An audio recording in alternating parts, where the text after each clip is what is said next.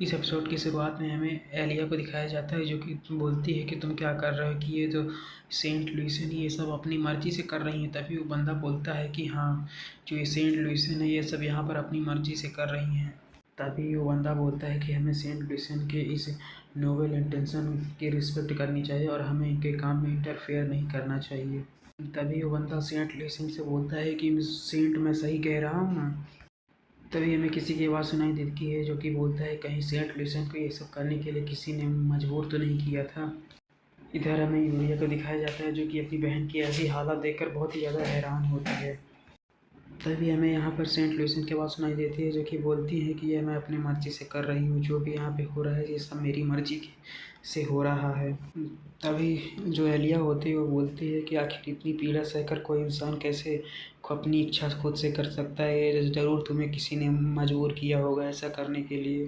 तभी हमें किसी की आवाज़ सुनाई देती है, जो कि बोलता है कि तभी किसी में जिसकी आवाज़ सुनाई देती है वो बोलता है कि तुम कहीं ये तो नहीं कहना चाहते कि तुम सेंटिस की इच्छा का विरोध कर रहे हो जो वो कर रही हैं। और वो बंदा बोलता है सेंट के इच्छा का विरोध करना मतलब पूरे होली एम्पायर की इच्छा का विरोध करने के समान होता है, मतलब तुम पूरे होली एम्पायर की इच्छा का विरोध कर रहे हो। तभी वो बंदा बोलता है और यहाँ यहाँ तक कि जितने भी हीरो कैंडिडेट हैं उन्हें इसके बारे में पहले से ही पता है। तभी वो बंदा बोलता है क्या तुम एलिया कृष्णा की ये सब करके तुम होली एम्पायर की दुश्मन बनना चाहती हो। तभी वो एलिया बोलती है कि मैं इसका विरोध नहीं कर रही, बस मैं इतना चाहती हूँ कि जो इंसान सफ़र कर रहे हैं वो अपने पे सफरिंग से बाहर आ जाएं। तभी वो जो बंदा होता है वो एलिया से बोलता है कि अगर तुम ऐसे ही स्टैंड करती रही तो मुझे कोई और कदम उठाना पड़ेगा। तुम क्या चाहती हो कि मैं तुम्हें यहाँ पर रोकने के लिए तुमसे भीख मांगूंगा। इधर हमें हमारे मेन कैरेक्टर दिखाया जाता है, जो कि इन सब चीज़ों को देखकर सोच रहा होता है और वो मन में सोचता है कि आखिर मुझे नहीं लगा था कि हम लोग ऐसे मिलेंगे यहाँ पर सेंट लुइसिया। तभी हमारा मेन कैरेक्टर बोलते हैं यह यहाँ की 3 सबसे पावरफुल फोर्स में से एक है होली एम्पायर से, और इस होली एम्पायर में जितने भी पावरफुल लोग हैं वो पूरी तरीके से क्रेजी हैं। ये कब कहाँ पर क्या कर सकते हैं किसी को भी नहीं पता।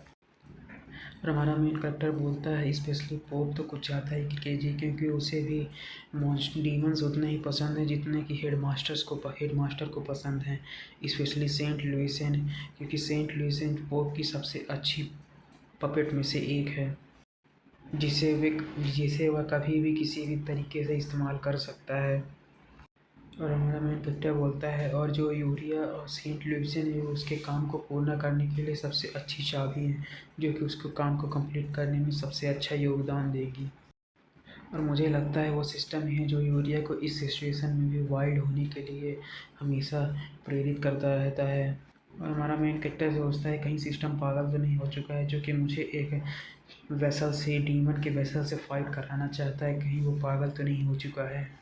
तभी वो बंदा बोलता है कि हम लोग पहले से ही फर्स्ट प्लेस पर आता है कि तुम्हें क्या लगता है कि आखिर वो लोग यहाँ से जाने देना चाहिए।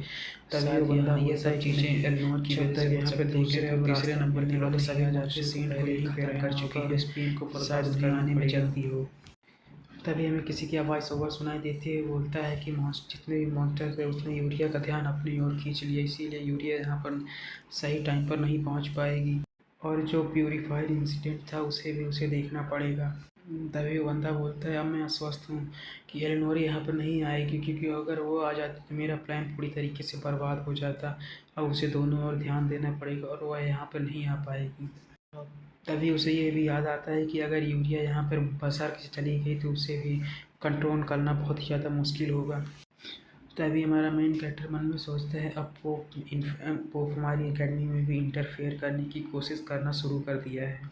तभी हमारे मेन कैरेक्टर को समझ में आता है और बोलता है ऐसा नहीं हो सकता, क्या यहाँ पर यूरिया की खोज पहले ही नहीं हो चुकी थी।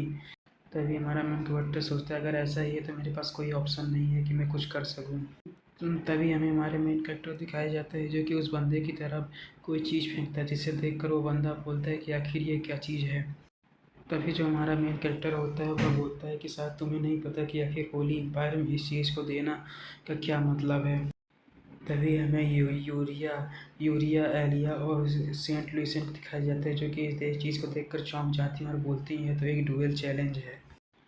तभी वो लोग बोलते हैं क्या तुम पागल हो चुके हो जो तुम इससे डुएल चैलेंज करने की बात कर रहे हो।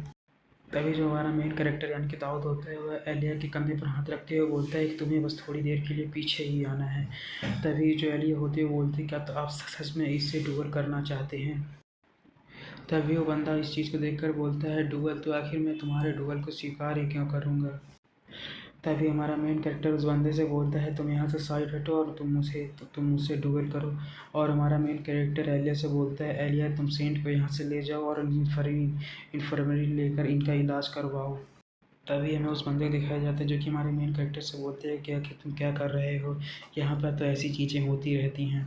तभी वो जो बंदा होता है अपनी स्वॉर्ड को हाथ में लेते हुए बोलता है कि अगर तुम थोड़ा और क्लोज आए तो यह एक इंटरनेशनल इंसिडेंट बन सकता है। तभी हमारा मेन कैरेक्टर बोलता है तो फिर मैं इस चीज़ को सेंट को बताऊंगा कि आखिर तुमने यहाँ पर क्या किया है। तभी हमें उस बंदे को दिखाया जाता है जो कि दाऊद से पूछता है कि एक्सक्यूज मी पहले तुम ये बताओ कि आखिर तुम्हारा टाइटल क्या है। टाइटल क्या है स्टूडेंट।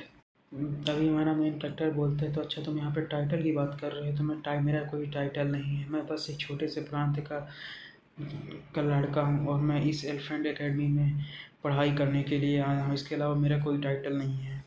तभी वो जो बंदा बोलता है वो बोलता है कि मैं एक हाई प्रिस्टेज हूँ इसीलिए मैं किसी भी अरे गहरे इंसान से डुएल नहीं कर सकता हूँ।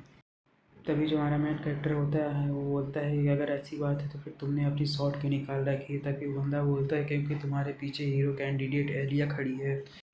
तभी जो हमारा मेन कैरेक्टर होता है वो बोलता है इतने सारे लोग यहाँ पर हैं फिर तुम मेरे मेरे बारे में देखकर आखिर इतने ज़्यादा चिंतित क्यों हो रहे हो। तभी जो हमारा मेन कैरेक्टर दाऊद होता है बोलता है फिर मुझे इस सिचुएशन को देखकर यहाँ पर एक बोल्ड स्ट्राइक करनी होगी ताकि तुम मुझसे फाइट करो। तभी जो हमारा मेन कैरेक्टर होता है वो बोलता है तुम देखो अभी मैं तुमसे फाइट करने के लिए अपनी शॉर्ट को निकाल रहा हूँ। तब कहकर हमारा मेन कैरेक्टर अपनी शॉर्ट को निकालने लगता है। तुम तभी जो बंदा होता है बोलता है कि तुम तो कुछ ज़्यादा ही बेकार स्टूडेंट लगता है, मुझे तुम्हें कुछ सिखाना पड़ेगा। और वो दोनों एक दूसरे की तरफ फाइट करने के बढ़ चुके होते हैं और यहीं पे हमारा ये एपिसोड ख़त्म हो जाता है। अगर वीडियो अच्छी लगी तो लाइक कमेंट सब्सक्राइब जरूर करें और अगले वीडियो के लिए वेट करें। Thanks for watching.